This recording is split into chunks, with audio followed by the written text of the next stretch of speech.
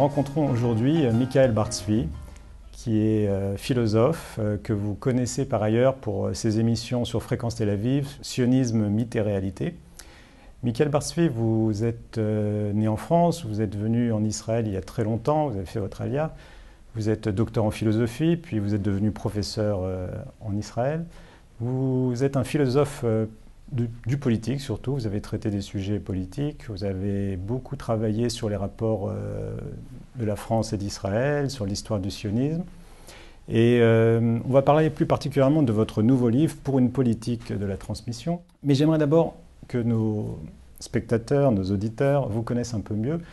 Vous avez étudié avec deux maîtres, les deux sont très connus. L'un est le grand Emmanuel Lévinas, que tout le monde connaît, et le second, Pierre Boutan, qui est un personnage qui était un philosophe un peu sulfureux, puisqu'il il a eu un passé antisémite, il a appartenu à l'Action française.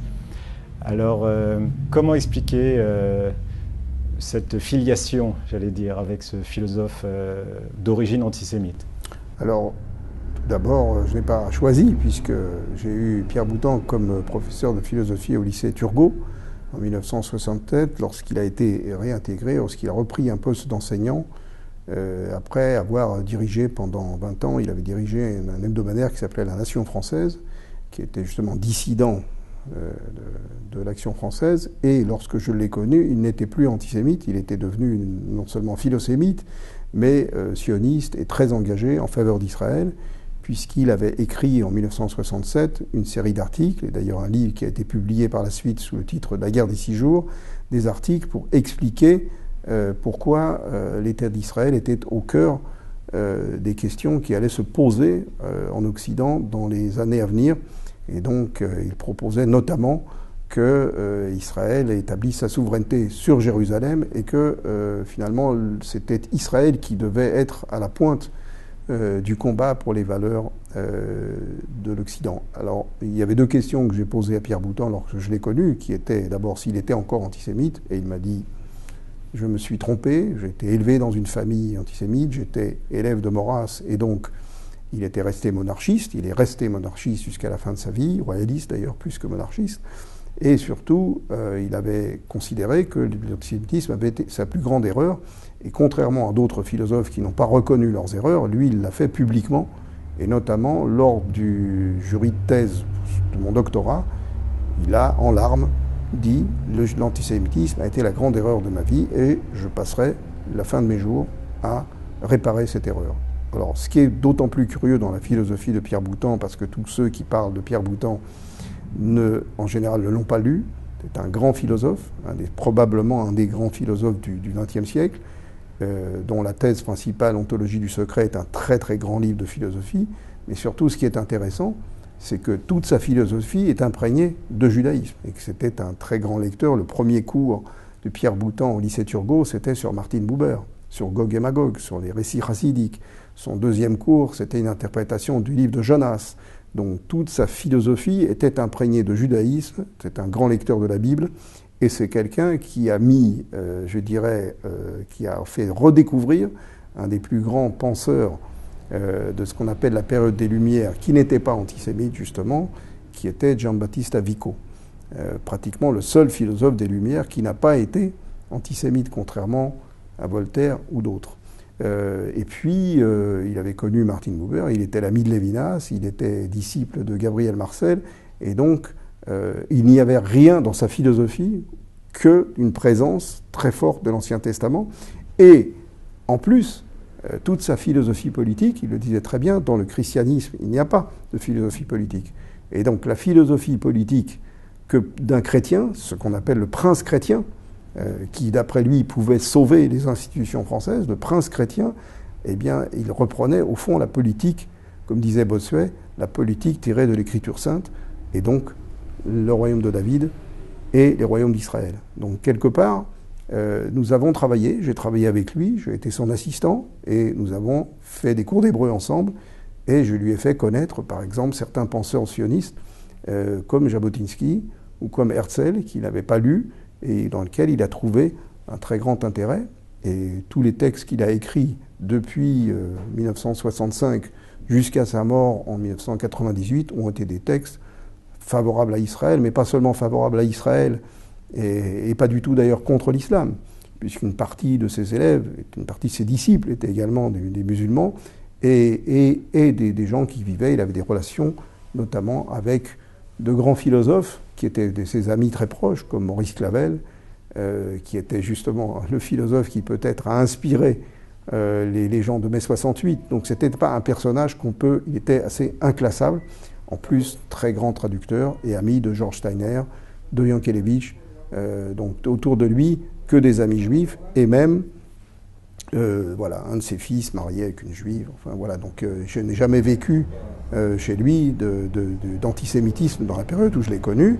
Les textes qu'il avait écrits, il les a lui-même expliqués et donc reconnu son erreur. Et je trouve que pour un philosophe, reconnaître publiquement son erreur, c'est une forme aussi de courage. D'accord. Alors parlons un peu de votre second maître, c'est-à-dire Emmanuel Levinas.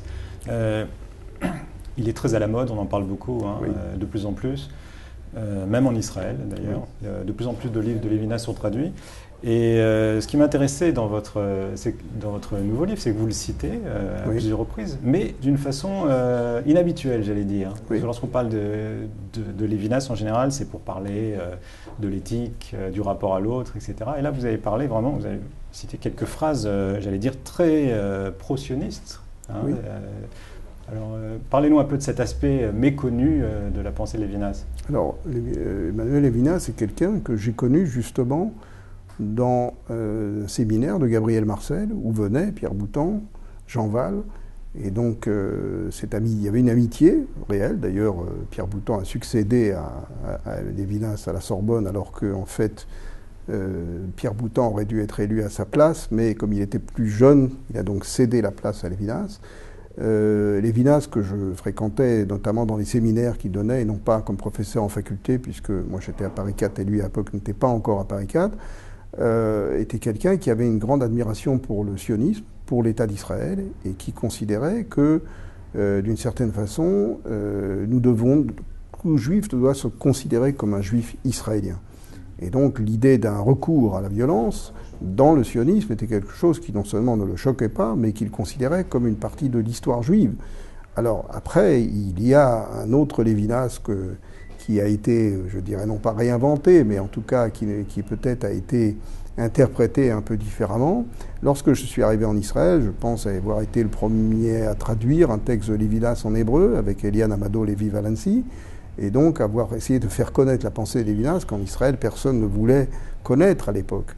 Alors il faut savoir que les grandes leçons talmudiques qu'il a données, sous l'inspiration de quelqu'un que vous connaissez, de Shoushani, donc Levinas, c'est quelqu'un qui, malgré tout, a su reconnaître également le côté profondément moral du sionisme.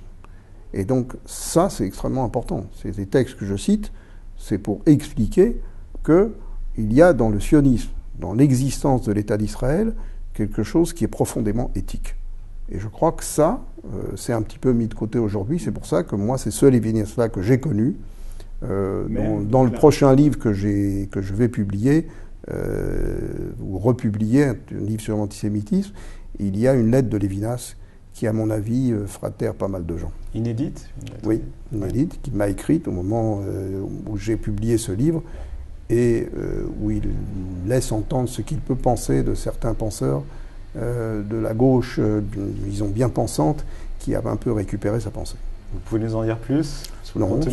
C'est une lettre, et ça a été assez courte, mais qui, au fond, me félicite pour le travail que je fais. Or, dans ce livre, je remets en cause l'idée que l'antisémitisme n'est pas une invention de l'extrême droite, mais c'est une forme de balancier, et que donc il y a des thèmes centraux dans l'antisémitisme, c'est une forme de continent mental, et donc probablement que dans ce système de balancier, je disais que l'antisémitisme était lentement en train de repasser à la gauche, là où il était né d'ailleurs, puisque Toussenel, Proudhon, qui étaient des gens des socialistes, avaient été les inventeurs de cet antisémitisme moderne, et qu'aujourd'hui, on allait avoir une nouvelle forme d'antisémitisme avec d'autres valeurs, disons, de la gauche, comme au centre même de cet antisémitisme.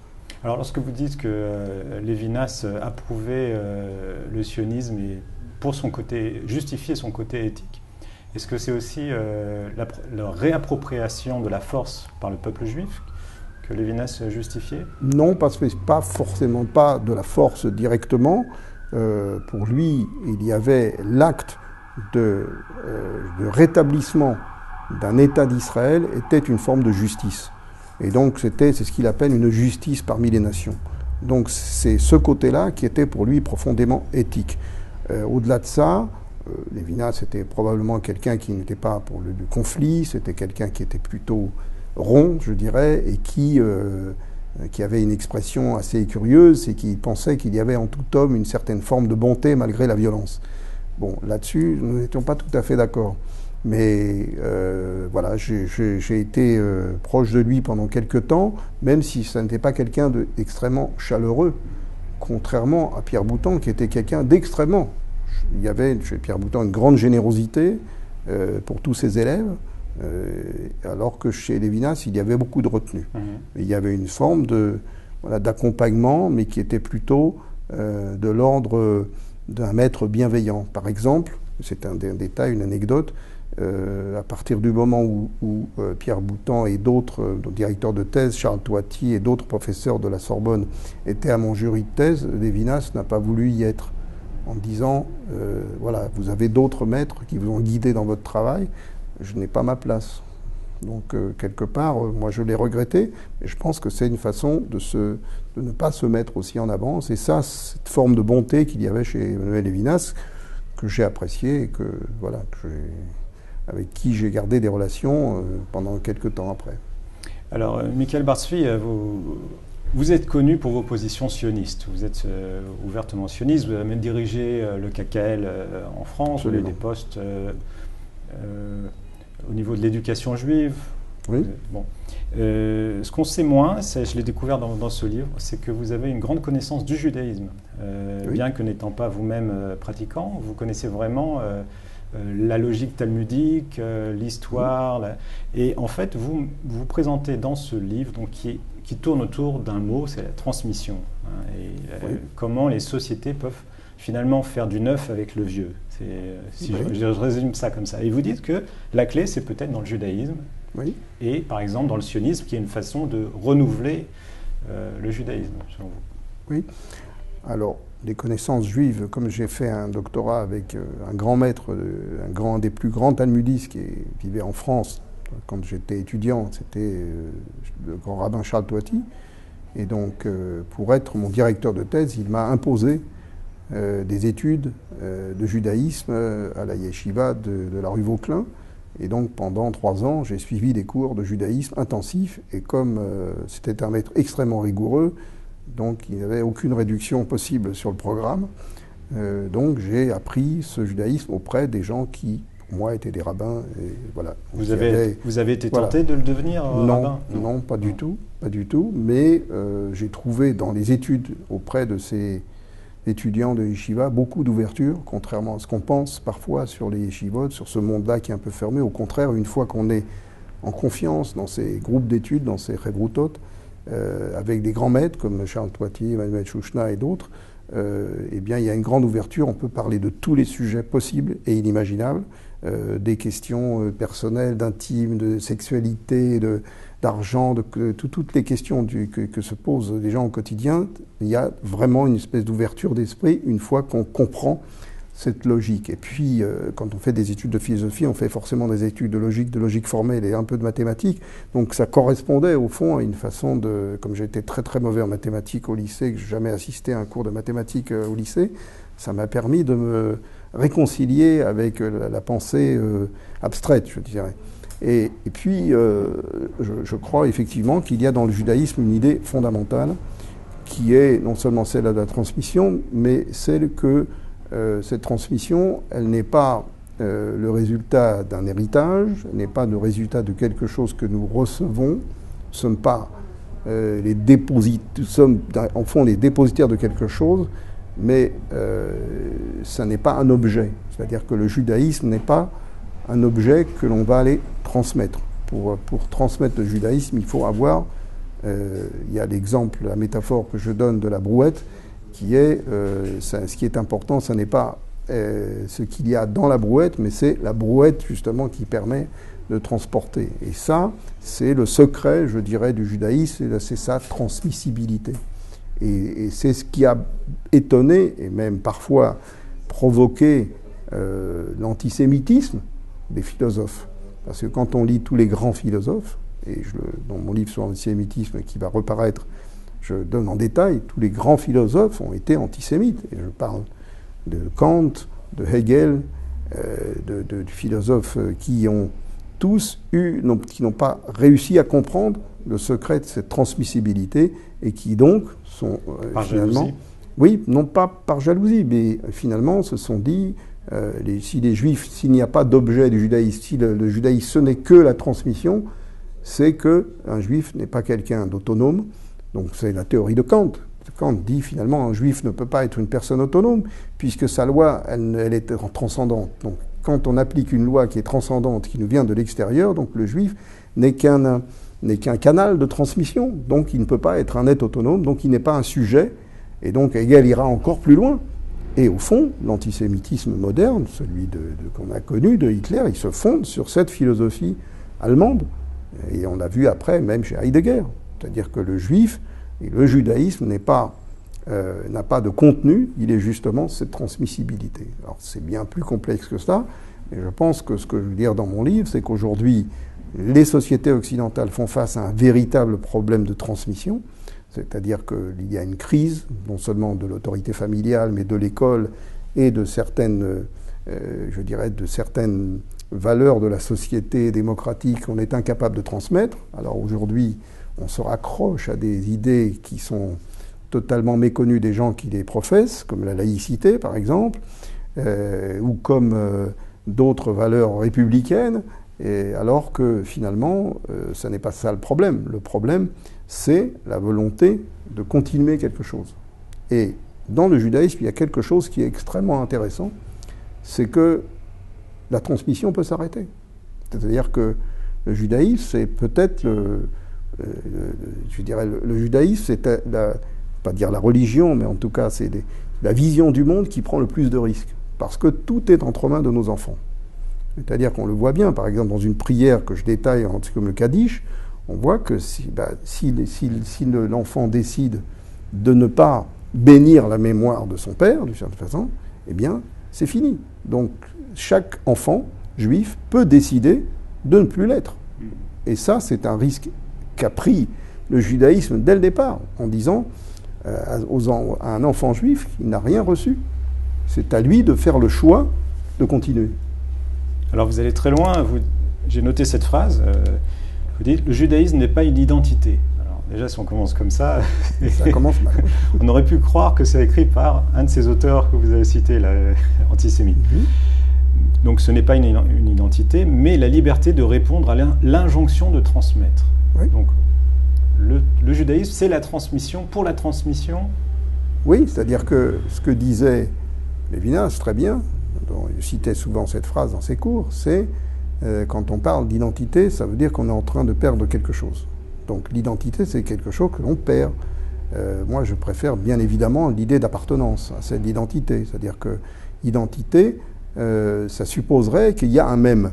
Donc, or, les fondements du judaïsme, ce n'est pas le même, c'est l'autre. Donc, quelque part, nous ne sommes pas d'une identité, nous sommes une altérité, déjà. Et lorsqu'on parle d'identité, on est forcément renvoyé à sa propre image. Or, nous, dans la Bible, on nous dit, nous n'avons pas de propre image. Notre propre image, c'est celle que Dieu nous renvoie de lui. Dieu est à notre image. Donc, quelque part, nous ne sommes pas dans le même, dans ce qu'on pourrait appeler la société du miroir. Donc, quelque part, la vision identitaire du monde, une vision qui consisterait de parler d'identité. Alors, je sais bien qu'on parle de préserver l'identité juive. Encore une fois, c'est un slogan comme un autre. Mais dans l'idée, ce n'est pas préserver l'identité juive, c'est préserver la capacité de transmission du judaïsme. L'identité, quelque part, pour être vulgaire, on s'en fout. Ce qui compte, c'est la pérennité. Ce qui compte, ce n'est pas de savoir quelle est mon identité, c'est de savoir si mes enfants seront juifs. Et donc c'est ça qui doit me préoccuper. Ma véritable angoisse, c'est pas mon identité juive. Mon identité juive ne m'importe peu. Je suis un être humain qui a une aventure et qui va à la rencontre d'un certain nombre d'événements dans sa vie. Et tout peut arriver demain. Tout peut arriver. Moi qui ai fait quelques années d'armée, je sais que tout peut arriver comme ça, du jour au lendemain. Ce qui est important, c'est de savoir si, au-delà après ma mort, mes enfants diront un Kaddish, et si et ce Kaddish ne sera pas une oraison funèbre pour dire comment notre Père était grand, etc. C'est justement pour dire Dieu est grand, Dieu est magnifique. Alors on se dit, mais qu'est-ce que c'est que cette prière où on dit rien au fond de la mémoire du mort et de ses grandeurs? Justement parce qu'il ne compte pas. Parce que le Père ne compte pas. Ce qui compte, ce sont les enfants. Et donc, quelque part, l'identité juive, ça n'existe pas, effectivement. Ce qui compte, c'est la filiation. Il y a quand même une méthode. Alors, on va dire c'est une méthode, c'est une pédagogie. Oui. Alors, vous le détaillez, à la fois dans la réflexion, l'étude, c'est fondamental chez les Juifs. Oui. Et à travers le sionisme, vous en parlez, c'est un renouvellement. Est-ce qu'on peut dire une rupture avec l'histoire juive? Alors, le mouvement sioniste a été, je ne dirais pas une rupture, mais en tout cas une révolution. C'est certain. C'est-à-dire qu'au départ, ce sont des gens, les sionistes, pour dire que ce sont des gens qui sont dans une sorte de rébellion par rapport au judaïsme qu'ils connaissent, qui est un judaïsme qui est sur le déclin, qui est d'une certaine façon un peu endormi, et puis il y a autour de ça un certain nombre de phénomènes à la fois sociaux mais politiques qui menacent le judaïsme, mais le judaïsme se ferme. Il y a eu deux grands mouvements par rapport à ça, deux grands mouvements qui ont essayé de révolutionner la façon dont les Juifs se tenaient dans le monde. Un, c'est le mouvement chassidique. Le mouvement chassidique a dit, voilà, il faut arrêter de vivre en tant que de victime d'une certaine façon, il faut retrouver la joie, il faut retrouver un judaïsme de vie. Il faut redonner de la vitalité au judaïsme, et on le voit jusqu'aujourd'hui, le mouvement chassidique, les Chabad, voilà, c'est un grand mouvement politique d'une certaine façon qui est conçu comme un mouvement politique avec des cellules, avec des militants, avec une certaine activité de marketing même. Et puis il y a eu le mouvement sioniste. Le mouvement sioniste, d'un certain côté, a dit voilà, nous voulons autre chose. Dans le monde moderne, on ne pourra pas assurer la pérennité du peuple juif avec les anciens outils. Il ne s'agit pas spécialement de modifier ce qu'est le judaïsme, mais il s'agit de modifier les conditions de vie des juifs. Donc au départ, il s'agit d'un cadre extérieur, c'est-à-dire redonner un cadre extérieur. Mais une fois qu'on donne un cadre extérieur, arrive la réflexion sur mais qu'est-ce qu'on va mettre à l'intérieur? Donc comment on va vivre dans ce cadre? Pour Herzl, c'est très simple. L'État juif, c'est un cadre. C'est un outil moderne pour permettre la vie des Juifs. Il faut un État, une armée, des frontières. Tout ça va nous permettre de vivre. Après, se pose la question réelle du sionisme, c'est comment créer une société juive dans un État moderne. Alors attendez, là, juste avant que vous développiez, vous expliquez en quoi ce qu'ont fait les Juifs avec le sionisme peut être finalement appliqué avec d'autres sociétés. On peut en tirer des leçons. Oui. Est-ce que vous pouvez nous dire en même temps que vous présentez voilà. Alors, en quoi ça peut être un modèle? Je crois que c'est un modèle politique à la fois fondé sur l'idée de la transmission, mais sur l'idée que lorsqu'on fonde une société et lorsqu'on veut que cette société, on lui donne, disons, des bases solides, il faut assumer l'héritage. Et donc les sionistes qui au départ étaient des gens qui allaient contre, je dirais, la tradition, finalement, lorsqu'ils ont voulu construire cette société, ils ont récupéré et transformé, même peut-être métamorphosé, tout le patrimoine culturel, spirituel du monde juif. Et donc ils sont allés renouveler la langue hébraïque, ils ont créé une littérature hébraïque, moderne, qui est en hébreu, et qui en même temps utilisait, par exemple, les deux plus grands écrivains de cette renaissance moderne, qui étaient Bialik et Agnon, toute leur langue épuisée dans la langue des sages, du Talmud, de la Bible, toutes leurs métaphores, au départ, viennent de la tradition juive, de toute la tradition juive, de 2000 ans ou 3000 ans de tradition juive. Et puis lorsqu'on a voulu comprendre pourquoi il fallait s'installer dans telle ou telle région sur la terre d'Israël, eh bien pour savoir pourquoi nous étions là, on est allé lire la Bible.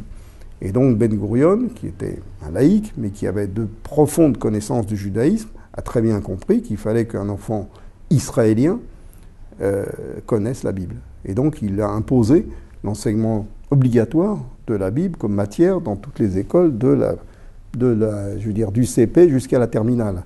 Et il a, par exemple, une grande mode en Israël, c'est l'archéologie. Pourquoi s'intéresser à l'archéologie? Justement pour comprendre pourquoi il y avait quelle était la vie juive au moment où les Juifs habitaient sur cette terre. Est-ce qu'ils pratiquaient le judaïsme?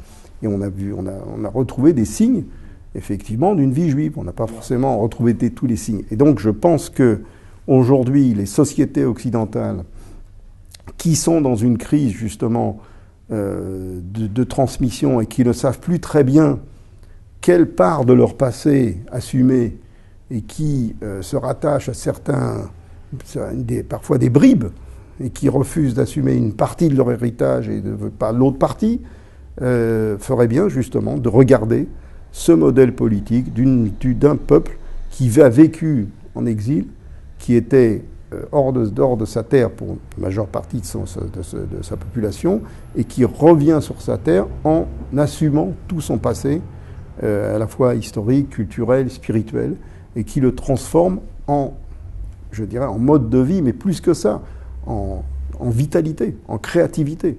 Ce qui est important dans le sionisme, c'est pas seulement de conserver. Il ne s'agit pas de conserver. Le mouvement sioniste n'est pas un mouvement conservateur qui cherche à préserver quelque chose, un héritage qui existe en disant ne touchez pas à ça. Au contraire, le mouvement sioniste a repris cet héritage et l'a métamorphosé et l'a transformé en source de créativité. Et je crois que ça, c'est un vrai modèle politique de transmission. Je crois qu'il y a déjà beaucoup de penseurs en France qui ont compris cela. Il y a encore du travail, mais... Alors, justement, pour parler de la France, vous êtes un observateur oui. assidu de ce qui se passe là-bas. Vous y retournez souvent, et d'ailleurs, vous avez une chronique sur une radio juive, oui, Radio J. Voilà. Et vous passez aussi sur I24 régulièrement pour oui. analyser justement ce qui se passe aussi en France. Vous diriez en un mot, la France est en déclin ou les choses vont dans le bon sens? Alors, je n'aime pas tellement le mot déclin, oui, ou ni le mot décadence, mais c'est sûr que la France est une société, comme l'Europe d'une façon générale, qui fait face à un certain nombre de problèmes et qui, pour la plupart du temps, préfère l'aveuglement. Et préfère ne pas voir la réalité et qui a vécu pendant très longtemps, en tout cas depuis, je dirais, une bonne décennie, voire peut-être 2 décennies, dans un déni de la réalité. Et cette réalité, elle est sur à la fois la décomposition de ce qu'on pourrait appeler le tissu national, c'est-à-dire de l'idée même de nation. Et c'est très curieux parce que quand on analyse la sémantique des hommes politiques, ils sont patriotes, mais ils sont contre l'idée de nation, ce qui est la plus belle absurdité que j'ai rarement entendue, qui ne veulent pas de nation. Aujourd'hui, la nation est un concept que c'est considéré comme réactionnaire, voire fasciste, mais tous nos présidents disent qu'ils sont des patriotes. Et donc, et de la même façon, ce déni de réalité, on dit par exemple, lorsqu'il y a ces vagues d'attentats, nous sommes en guerre, mais on ne cesse de dénigrer l'armée. Pendant des années, ça fait 30 ans qu'on dénigre l'armée et qu'on se moque de ceux qui s'engagent dans l'armée, et personne, je veux dire, toute personne raisonnable en France dit, mais enfin, je ne vais pas envoyer mon enfant à l'armée.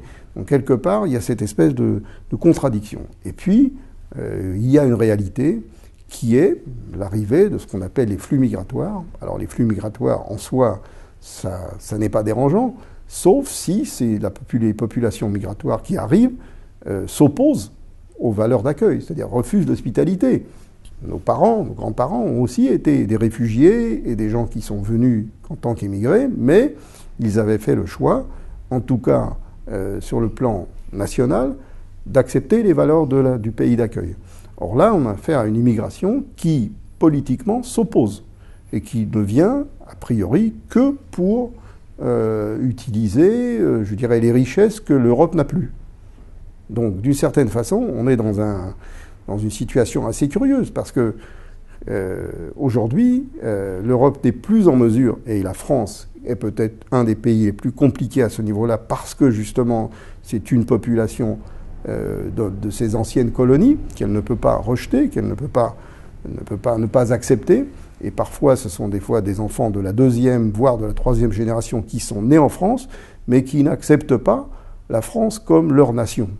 Et donc, ni à titre individuel, ni à titre collectif. Et qui donc, lorsqu'ils s'engagent dans une religion qui est une religion à caractère politique, encore une fois, ce problème ne s'est pas posé avec, je ne sais pas, l'immigration italienne ou l'immigration polonaise ou l'immigration espagnole ou portugaise, parce qu'il y avait des valeurs communes, qui étaient aussi des valeurs chrétiennes d'un côté. Et lorsqu'il y a un islam politique et que cet islam politique devient dominant, encore une fois, ce n'est pas l'islam en général, c'est l'islam politique qui fait problème parce qu'il rejette, au fond, le modèle de la société dans laquelle ces gens-là arrivent. Alors, dans votre livre, vous avez tout un chapitre pour dénoncer une nouvelle idéologie en France, et vous appelez ça le palestinisme.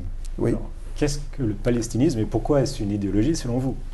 Alors, je crois qu'on nous avons eu, depuis pas mal d'années, un phénomène qui s'appelait l'antisionisme, qui venait, au fond,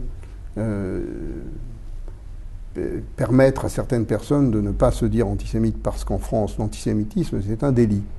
Donc, ça n'est pas une opinion. Donc, il fallait bien inventer une autre opinion pour pouvoir détester Israël. Donc, ça, c'est ce qu'on appelle l'antisionisme.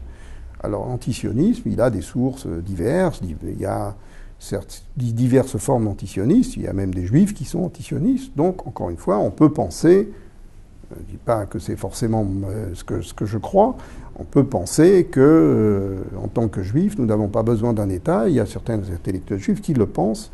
Bon, je ne vais pas dire que c'est une pensée forcément légitime, mais il y a des juifs qui le pensent, mais ils ne sont pas forcément pour la destruction de l'État d'Israël.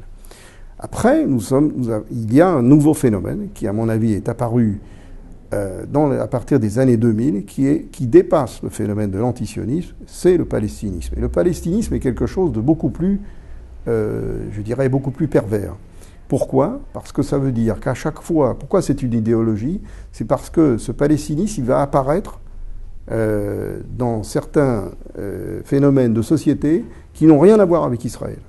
C'est-à-dire que vous allez avoir des débats politiques ou des manifestations sur des sujets qui n'ont rien à voir avec Israël, mais vous allez entendre la revendication anti-israélienne ou la détestation d'Israël, voire même la détestation des Juifs, au nom d'une justice qui serait le palestinisme, c'est-à-dire de rendre justice à un peuple sans terre, etc. Ce sont les théories classiques de Frantz Fanon et voilà. Et donc, dans cette vision d'un post-colonialisme, la cause palestinienne est devenue l'étendard.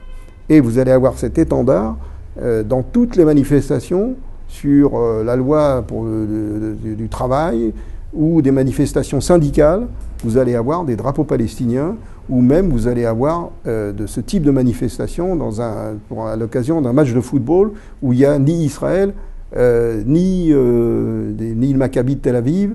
Vous allez avoir cette présence, si vous voulez, de l'étendard palestinien comme le représentant d'une revendication anti-occidentale et anti-française. C'est au fond le dernier peuple qui n'aurait pas eu son indépendance.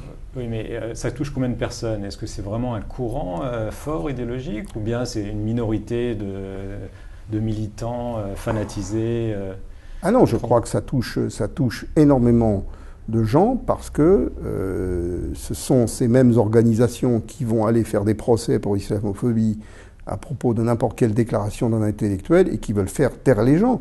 Vous avez vu ça dans une émission à laquelle participait Finkielkraut, vous avez vu ce genre de propos qui ont été tenus alors que le débat ne portait pas sur Israël. Mais évidemment, on a ramené à chaque fois ce drapeau, je dirais cet étendard du palestinisme. Et à mon avis, pourquoi c'est une idéologie? Parce qu'elle vient expliquer des phénomènes globaux qui n'ont rien à voir. Alors, quel rapport entre un jeune immigré dont les parents sont venus du Maghreb et la Palestine? Aucun.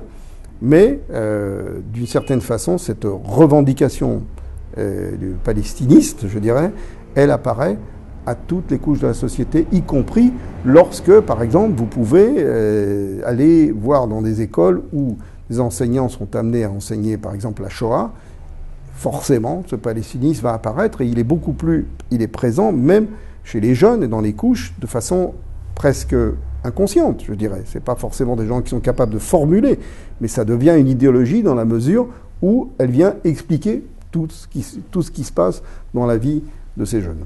Pourquoi est-ce que vous ne traitez pas du danger aussi de la montée de l'extrême droite en France et en Europe ailleurs, les populismes, etc. Alors, encore une fois, je pense que le danger d'extrême droite aujourd'hui, même s'il ne faut pas négliger, il ne faut jamais négliger ses ennemis, ça c'est une leçon d'histoire que j'ai appris, ne jamais négliger ses ennemis. Malheureusement, je pense aujourd'hui que l'alliance idéologique de l'islam avec l'extrême gauche radicale est beaucoup plus dangereuse et provocatrice de beaucoup plus, et je dirais génère beaucoup plus d'antisémitisme que l'extrême droite, où il y a toujours, je dirais, c'est nostalgique voilà, mais ils sont extrêmement peu nombreux et très peu actifs. Alors évidemment qu'il faut les combattre, et évidemment que ces gens-là, il n'y a absolument aucune manière de transiger avec ça. Je pense que, encore une fois, ils sont devenus marginaux par rapport à un autre phénomène qui, lui, est beaucoup plus légitime. C'est ça la question. C'est-à-dire qu'aujourd'hui, dans les universités, vous n'allez pas professer des thèses de cette extrême droite antisémite. Vous ne trouverez pas de gens. Voilà, il y a quelques illuminés encore qui sont dans ce type de discours, tandis que le discours palestiniste, islamo-gauchiste, comme on dit aujourd'hui, de gauche radicale, et qui accepte, si vous voulez, qui rejette finalement l'identité française, mais accepte l'identité des immigrés comme louable, cette idéologie-là, elle est dominante dans les universités et même dans les cercles intellectuels en France. Michael Barzfi, merci beaucoup.